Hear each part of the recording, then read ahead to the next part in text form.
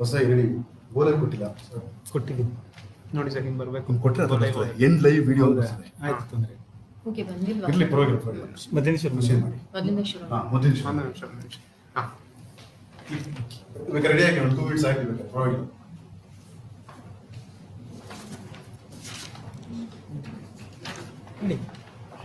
Namaste. I am Dr. Beena MD, Associate Professor, JSS Ayurveda Medical College and Hospital, Mysuru. Today we have with us Dr. Krishna Prasad, Associate Professor and Resident Medical Officer, JSS Ayurveda Medical College and Hospital, Mysuru. Welcome you, sir, for this Facebook live presentation. Sir, COVID-19 has created a widespread devastation on the health sector. It has given a massive blow on global economy, also created an uncertainty about revival to normal life. Doctor, you being an expert in the field of Ayurveda medicine, can you tell what Ayurveda can offer towards the maintenance of health?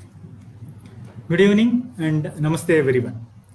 My pranams to the root of His Holiness, Shri Shri Deshikendra Mahaswamiji.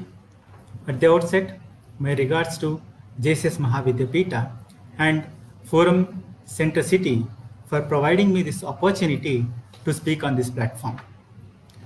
COVID-19 has been the global concern. Anything and everything that brings a tranquil will be seriously regarded. A pneumonia of unknown cause was detected in the month of December 2019. World Health Organization declared the outbreak of a new coronavirus disease in Wuhan of Hubei province, China, as a public health emergency of international concern in the month of January 2020. Over 5 million COVID-19 cases have been confirmed across the globe so far, out of which over 3 lakhs of deaths are reported and there are 2 million recoveries, which means more than 50% are still fighting for their survival. The very tricky or the intricate part of COVID-19 is its symptoms. The symptoms of the COVID-19 can be relatively non-specific. There are 2 most common symptoms, such as fever and dry cough. 88% of the cases they present with fever and 68% they present with dry cough among the cases that are afflicted. There are less common symptoms as well, such as fatigue, sputum production, loss of sense of smell or taste, shortness of breath, muscle and joint pain, sore throat, foot rashes, headaches, chills, vomiting and diarrhea, where these symptoms are some of the other common medical conditions as well. And the more annoying part is the asymptomatic conditions. The Herculean task has been to check the transmission of the virus because it has found a very easy mode of transmission. A simple sneeze or cough or a close speech by an infected person, which can spread the droplet onto the surfaces. And when these infected droplets get onto the healthy person's hand, the virus is transferred. Actually, there is nothing new about the transmission because even a common flu can also spread like this. What's so alarming about the COVID-19 then? It is the grievous impact that it leaves over the victim. So it would affect the organs, systems of the body and even cause death. Governments have left no stones unturned. Nations were locked down. COVID warriors were deployed. The medias were behind creating awareness day in and day out about the spread and the prevention of this virus. But now, the onus is on every individual to protect themselves from the invasion of infections by following safe practices personally and in the community, such as hand hygiene, respiratory hygiene, social distancing, and taking utmost care of the people who are in the risk group, such as elders, pregnant, vulnerable. So it's high time, to be very much insightful about the culture or the religious practices, what you may call, in which were prevailing earlier, such as greeting people with namaste instead of handshakes or hugs. Exactly, sir. It's very relevant for the current situation of COVID-19 and gaining lot of attention worldwide. Sir, can you give some more insights on such practices? Practices, such as washing hands and feet before entering the houses and temples, they were very good hygienic practices before. I think we should get back to these things at least from here on now.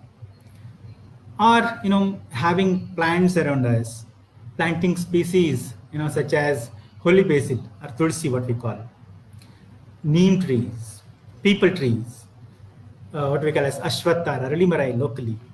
Why holy basil or tulsi?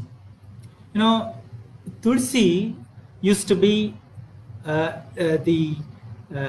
still I can say it is still a plant in every house, right in front of the doors, in every garden, in every temples. Because it guards the houses like a security or the soldier from the entry of the bacteria or the viruses to your homes. Apart from this, it has a very good antipyretic activity. You may use 6 to 8 leaves of tulsi, adding 2 grains of pepper. This is used to treat a fever of any origin in Ayurveda. It's a very good anti-malarial drug. It is anti-toxic drug as well. It's a very good expectorant, and I can say it's an elixir of life.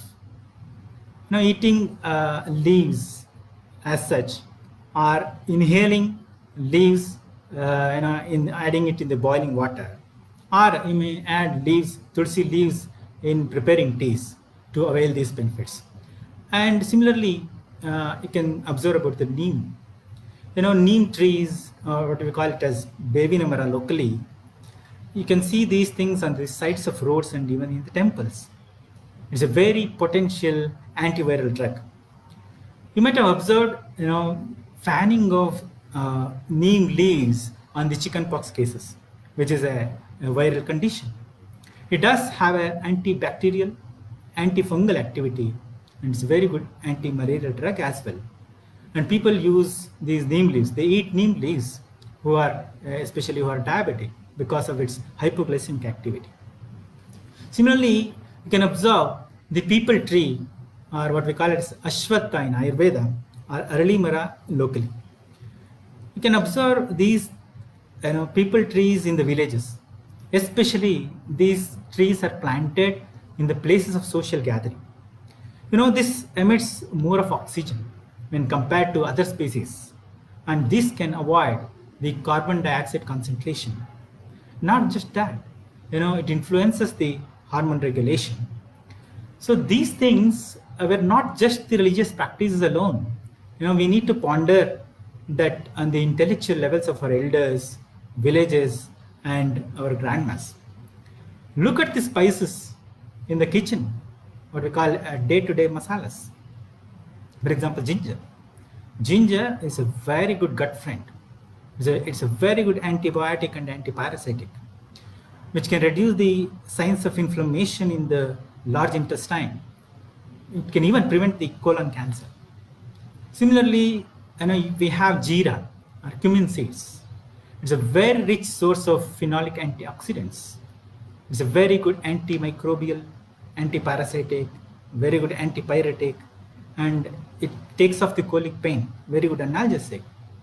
And it's a very good carbonative, which can prevent the gastritis. Whereas in the conventional antibiotics, they may severely disrupt the balance of the gut, microbes in the gut, which can also damage the good germs and may lead to even the drug resistance. So, I have never seen a better antibiotic than ginger or jeera for the gut issues. I always felt, our grandmas had a better scientific understanding of using these spices. Look at another spice, turmeric, what we call it as arishina locally. It's a very good anti-allergic. It does have an anti-inflammatory activity. The curcumin content in it, it can block the tendon inflammation in joints. It's a potential anti-cancerous drug. It can delay or even check the growth of cancerous cells. It does have a neuroprotective effect and can even heal the spinal cord injuries. It's a very good chief ingredient among the anti-diabetic formulations in Ayurveda.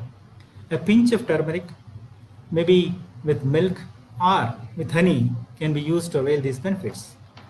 Look at another spice called cinnamon, or what we call it as chakke locally. This protects the health of nerves. It prevents the degenerative brain cells disorders, such as what we see in Alzheimer's condition. A small piece or a pinch of cinnamon can be used to avail these benefits regularly. Like this, tulsi, turmeric, ginger, pepper, or cinnamon. These are the very regular spices and essential ingredients in Indian cuisine and Ayurveda medicines.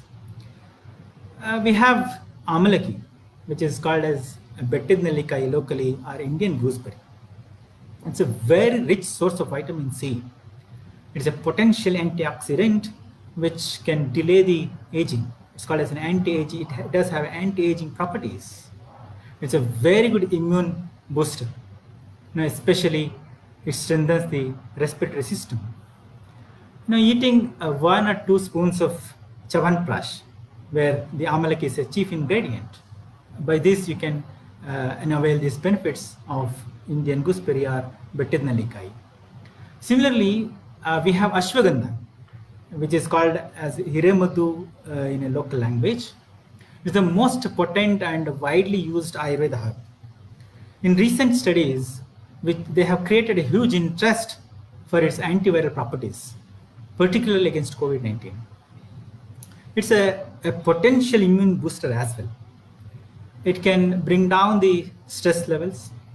So, you can use ashwagandha lehya or as ashwagandha rasayana, which is available in the market, to have these benefits of ashwagandha. Doctor, when these spices and herbs have so much of health benefits, I think people should make use of these things to boost their immunity level. And sir, we always think that we are living in a modern civilized society with much improved hygienic practices and all. But still, why there is more prevalence of diseases, including infectious disease in the society? Correct. I would say transgressions. Transgressions against nature's law, against our own wisdom, going against our own wisdom, erratic lifestyle, erratic food habits, disrupting nature's balance. So these are the causes of all the diseases and imbalances, whether inside of us or the outside of us. So Ayurveda says basically what is swasthya or health is all about.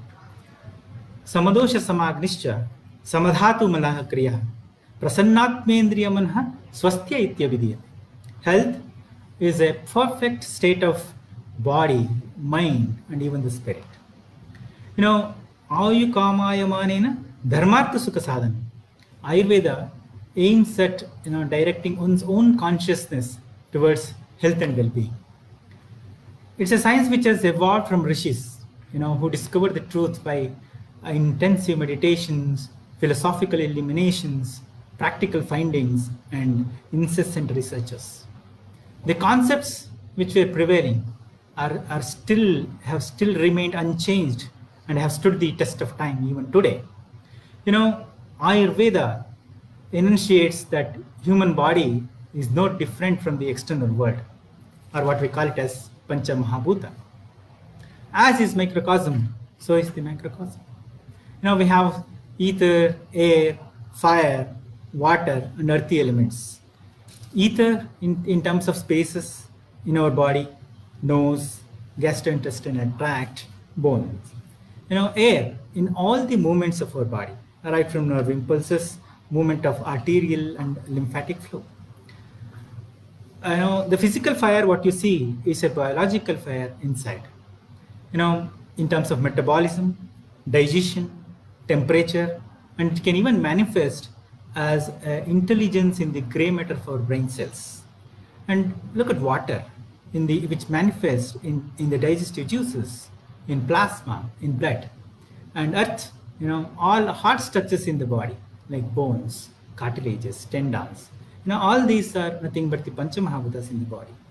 These elements, these Panchamahabhutic elements, of the nature are transmuted into doshas, what we call it as a biological humors. Ether and air goes on to produce vata in the body, and fire and water goes on to produce pitta element in the body, and water and earth forms kapha. So although these three basic principles are the operating principles, they regulate thousands of separate functions in the body. The basic function of vata, pitta, kapha are, vata controls the movement, pitta controls the metabolism, and kapha is responsible for the structure. So the normalcy or the balance of these humors, vata, pitta, kapha, is nothing but health. So though these are very common things among all, we are yet different. A thing which suits one may not suit the other person. Brinjal, for example, which is good for me, causes allergy to my brother. The food or medicine, is not set of programs that is installed into your body. Everyone is unique. Ayurveda always identifies and respects these individualities, called as Prakriti, which is the biological constitution or the genetic makeup of an individual. Prakriti, it encompasses the entire physical, physiological, and psychological features of an individual. Why we need this? The knowledge of Prakriti is essential, because it helps to choose our lifestyle suited for one's own Prakriti in terms of food, in terms of physical exercise, in terms of rest, or in terms of treatments as well. We at our hospital, after assessing these individualities, we design the diets and treatments to our patients. Sir, after listening to your words, it is understood that Ayurveda has a unique approach of personalized medicine. That means the treatment and diet is not same for everyone. Doctor, we know diet is an integral part of Ayurveda. Can you please explain why so much of importance given to diet and food practices? The body is the byproduct of nutrition, and so is the diseases.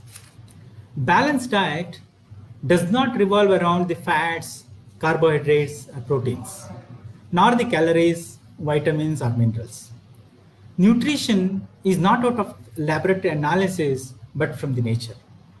Mother Nature knows the requirements of all creatures, like a mother knows the requirement of a child. Ayurveda says, Kale satmam shuchirhitam stigdosna lagutanmana shadrasam maduraprayam natidruta vilambitam. Kala, the time. Regularity in having food at a proper time is very important. Respecting biological clock is very important. Eating habits should be very disciplined. Our food should consist of all the tastes. For example, sweet, sour, salt, pungent, bitter, and astringent. Why? Because these different tastes, they take care of all the systems, organs, and tissues health. Then tanumana, in the body and mind role is very important. Involvement of panchendriyas and manas. We need to really enjoy and appreciate the food, appreciate the taste and smell of the food, because it is needed for the stimulation of digestive enzymes, for proper assimilation, for proper absorption. Never think that giving time for food intake is a waste of time. Having food, looking at mobiles, working with computers, not concentrating on the food intake is a serious abuse. It may sound a little harsh, but I say it's equal to raping a gut. We are abusing the cellular intelligence. Involving with such habits leads to various medical conditions such as gastritis, irritable bowel syndrome, or even cancer. Look at the very recent WHO's list, which has listed 7 biggest brain damaging habits. 2 out of 7 that directly relates to the food habits. One is missing breakfast, and the other is eating meal while watching TV or computers. Right, sir. People never realize the negative impact for such food style. It's really horrifying, sir. Hope such information will make a positive impact on food habits. Sir, apart from diet, when we think about Ayurveda, we think of massage treatment and Panchakarma treatments. Doctor, is it only a relaxation treatment or it does have any importance in the health maintenance? As you said, massage is an integral part of Ayurveda practice and healthy lifestyle. It stimulates the specific points and improves the functions of organs and system. It eliminates the impurities. It prevents old age. It rejuvenates skin. It tones up the muscles. One can really experience the measurable changes in the body's immune and endocrine system or endocrine responses. So I would say massage definitely boosts the body's immune system. And coming to Panchakarma, which are 5 treatment modalities in Ayurveda, namely Nasya, Vamana, Virechana, Basti, and Raktamokshana. We say inhalation, vomiting, purgation, enema, or bloodletting therapies. Now, these are very systematic treatments and extensive routines to purify the body of toxins that the diseases and the improper foods have deposited over it. The way we service our vehicles periodically, we need to subject our cells to Panchakarma treatments at least once in a year or 2 to flush out or eliminate the unwanted, harmful toxins, viruses, artery clogging cholesterols, sticky and noxious substances through body's own different channels of evacuation. The daily practice of Nasya, where Nasya is a procedure where instilling the medicinal oils into the nostril or inhaling the herbal mixtures. So the daily practice of Nasya can prevent the entry of viruses and microbes. Not just that, it clears the passage, it drains the mucus, it eliminates the doshas and toxins. Similarly, we have Vamana therapy. We induce vomiting to take off toxins. In Virechana, the medicated purgation is given to flush out toxins. In Basti treatment, the medicated enemas, we treat many musculoskeletal and neurological conditions. In Raktamokshana, which is a bloodletting therapy, we treat pain, edema, vitiated disorders of the blood. At our hospital, we conduct these procedures very regularly to treat all the ailments and also conduct the camps during the recommended seasons for the benefits of even the healthy individuals to maintain their health and prevent themselves from the diseases. Sir, I think you mean to say that similar to the way we get a reminder from automobile centers, we need to plan and put a reminder to service our body regularly for good health. Correct. Sir, it's really amazing. Ayurveda is a treasure of health tips. It is not just the medical science, but it's the way of life. Okay, doctor, you have given a lot of information regarding modifications needed in our lifestyle for the health maintenance. So, doctor, in a nutshell, can you give us a take-home message that people must follow to maintain their health? The lifestyle diseases have become a great threat to any country's or any nation's development. A little modifications in the lifestyle is necessary. Using spices, as I've told, tulsi, turmeric, pepper, jeera, cinnamon, it should be a regular usage will definitely be helpful. And avoiding uncooked foods, especially eating foods without cooking or following healthy habits, food habits is very important. And taking care of personal and community safe practices That is very important nowadays. And increasing the body's defense mechanism and being equipped with strong immunity levels, by consuming Chyawanprash or Ashwagandha Rasayanas is the key to face the current situation. Thank you very much, sir, for all your information. Before concluding remarks, sir, we have some of the questions from the viewers, sir. So I would like to ask the first question. What is the basic philosophy of health, disease and treatment in Ayurveda? The basic philosophies, as we discussed now, is just the maintenance of balance of the biological humors, what we said, Vata, Pitta, Kapha. That is very important to maintain health. And regarding the diseases, sir? Even in the diseases, we need to kind of purify ourselves and our bodies periodically to avoid diseases and follow the daily regimens and seasonal regimens which is prescribed in Ayurveda to be away from the diseases. Yes. So the next question is the foods suggested in COVID-19 patients. So what Ayurveda foods we can suggest in such patients, sir, for maintaining their health? Yeah, I already told in the sense, if you can use more of ginger in your diet, more of curcumin in your diet, which does have a very high antioxidant properties. They take care of your immune system, which makes your immune system strong, which means to say you are equipped to face any invasion of any bacteria or viruses. So similarly, one more question, again, how to improve the immunity, I think you have said already. And another question is neem also good for immunity? Yeah, of course. I told you, consuming neem leaves.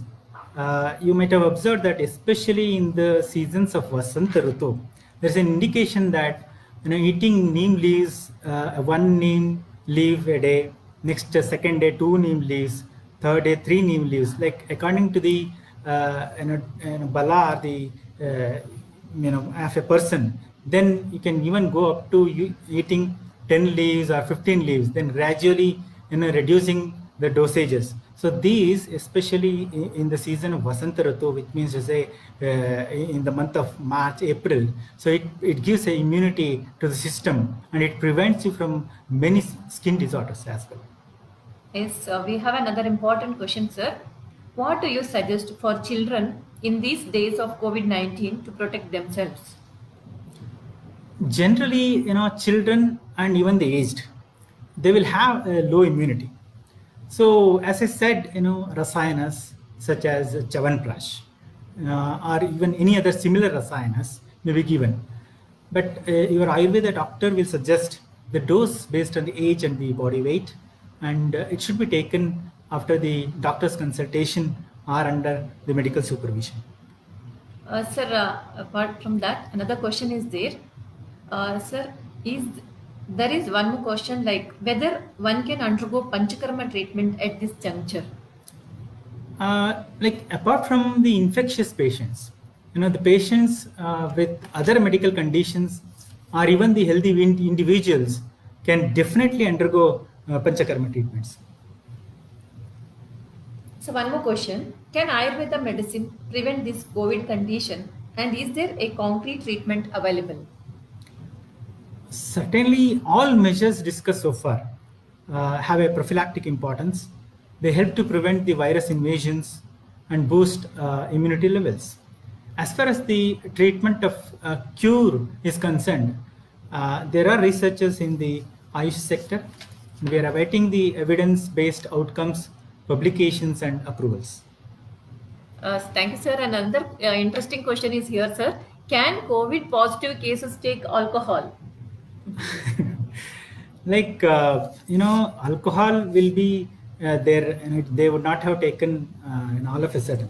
They would be the habit of taking alcohol. Yes, sir. But for any condition or with any other, when somebody is on medication, alcohol is strictly prohibited because it intervenes with the any medicines. So it's generally not recommended. Yeah, there is one last question, sir. How Ayurveda is unique than other system of medicine? That is what I think we were telling so far. Ayurveda is not just the medical science. It is a science which teaches the lifestyle. What needs to be done right from the time when you get up till you go to bed, and what need to be done as the seasons changes. I think, and also tells about the habits of a person, the conduct of a person.